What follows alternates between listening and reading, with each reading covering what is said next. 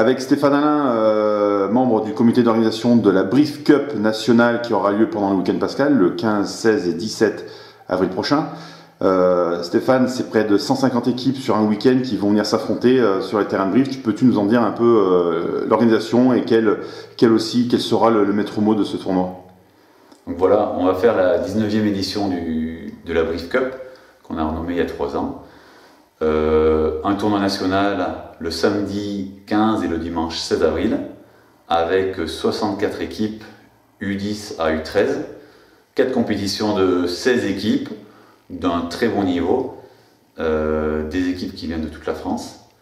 On a l'AS Montferrand qu'on connaît, des bonnes équipes de la Loire comme Andrézieux, l'Étra, et puis des clubs qui viennent de beaucoup plus loin, de la région parisienne, avec un club de CFA, Sénart-Moissy, qui sera représenté sur les 4 années d'âge, et le club de Montigny. Dans le sud, on a le plus vieux club de Marseille, Château-Gombard, qui viendra, et les clubs un peu plus proches comme Mende, le club de Stéphane, ça va demander beaucoup d'organisation. Depuis 3 ans, on va dire que le tournoi est monté en gamme. Hein. Vraiment, vous avez commencé à avoir de très belles équipes qui arrivent. Voilà. Vous avez beaucoup de demandes aussi. C'est pas trop compliqué tout ça à gérer. Donc c'est pour ça. Depuis l'an passé, on a créé un tournoi en parallèle U11, U13 le lundi de Pâques. Voilà, c'était la première édition de ce tournoi U11, U13 l'an passé. Donc c'était un peu poussif sur le lundi.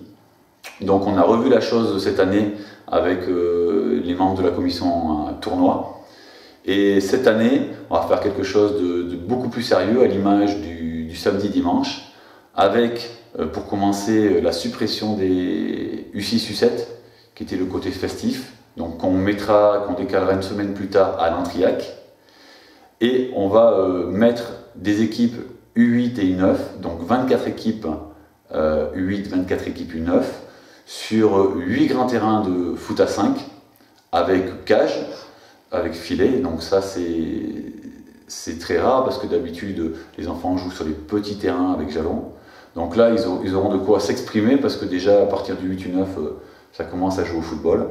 Ce qui nous a permis en même temps de gagner en qualité, d'attirer des clubs en dehors de la Haute-Loire. Donc on a un club parisien qui vient en 8 U9 et aussi nos amis de la Loire avec les clubs d'Andrézieux et Opila et peut-être Onzon et l'Olympique Saint-Étienne. Voilà.